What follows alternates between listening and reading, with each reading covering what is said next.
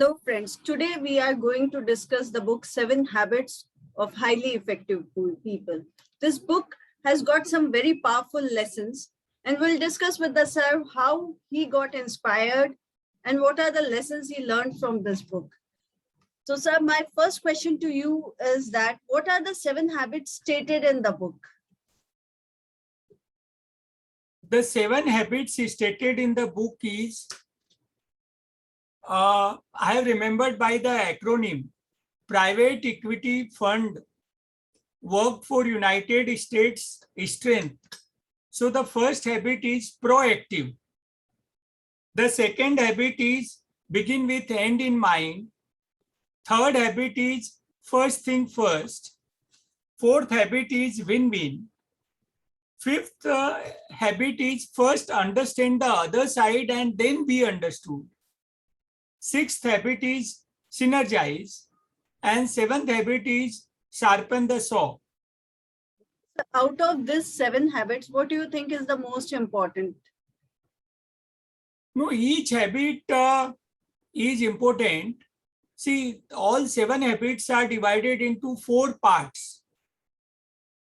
The first part is not even an habit. It is a paradigms and principles. The paradigm is a word which means habits. Like some people have a habit of, power of now, doing it immediately. Right. Some people have a habit of, like Brian Tracy has written the book, Eat That Frog, doing the most difficult task first. So the paradigm principles, what is inside? If I am very happy inside, I will spread all happiness. If I am enthusiastic inside, then everyone looking at me will become enthusiastic. The second part is on private victory.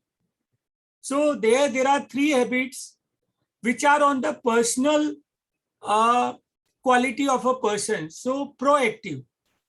So suppose a team member comes to me saying that, sir, I am finding this very difficult. So proactiveness is, okay, I will explain you more or I will do this. The second habit is begin with end in mind. So what is our ultimate objective in doing a certain things? Like the end in mind is our customers should be prospered and benefited tremendously. So third is first thing first. So like in time management, we should always be in quadrant 2 in the planning aspect. So after personal victory is done, there is a public victory.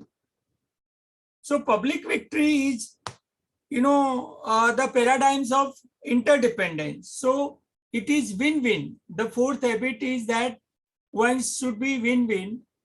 The fifth habit is both sides should win. In any business transaction, both sides should win. The fifth habit is first the understand other side and then be understood. And the sixth habit is we have to synergize. So suppose a team member says that team member can come early and want to leave early. So how we can synergize? How the team members' personal goal of learning more happens and organization also learns more. Right. And if we have an empathy, first we understand the other side, why one is late, why one is taking leave, then it is easy rather than just reacting, like you take so many leaves, the work is not done. So this is a public victory. And the fourth part of the book, contains the renewal.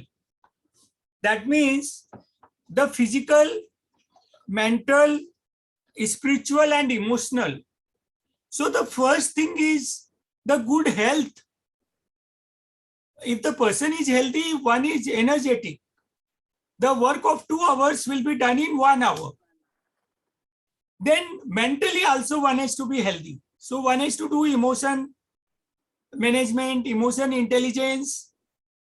One has not to be reactive. And third is family.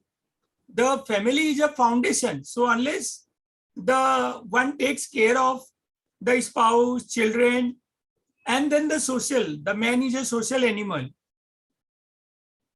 So these habits are divided into 4 parts, and all 4 parts are very relevant. Author has written a book subsequent to 7 habits, which we will discuss some other time. It is the 8th habit, effectiveness to greatness. Once a person has become effective, on the 7 habits of highly effective people, there are 2 books. 7 habits of highly effective people and 7 habits of highly effective families. So these are amazing principles to be followed. And like how we take food every day, how we do exercise every day, similar way we have to remind ourselves that we should remain in these habits. We should be consciously. What is emotional intelligence? It is a wisdom multiplied by intelligent quotient. So do you think all these habits mentioned in 1988 when this book was published is still relevant in today's era, in today's context?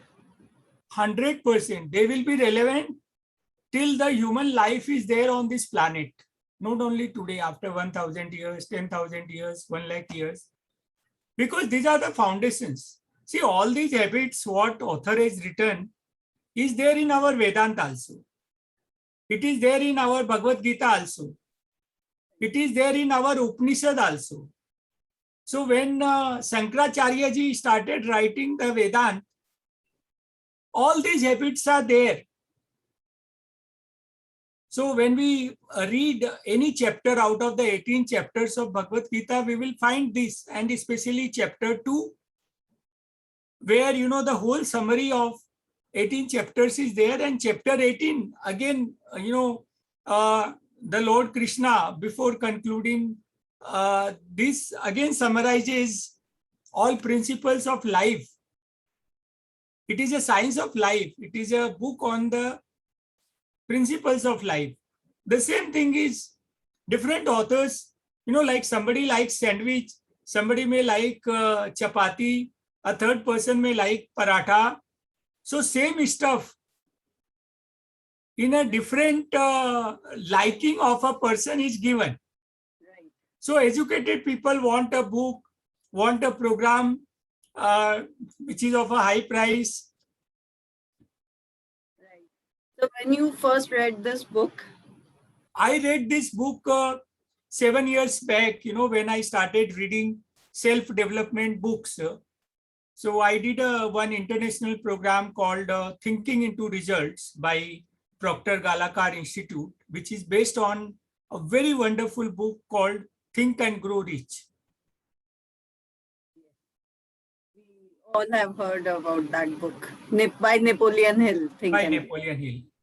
So we would like to have a talk on that book also, like Yes. we had today. Yes. Thank you for this wonderful talk. Thank you.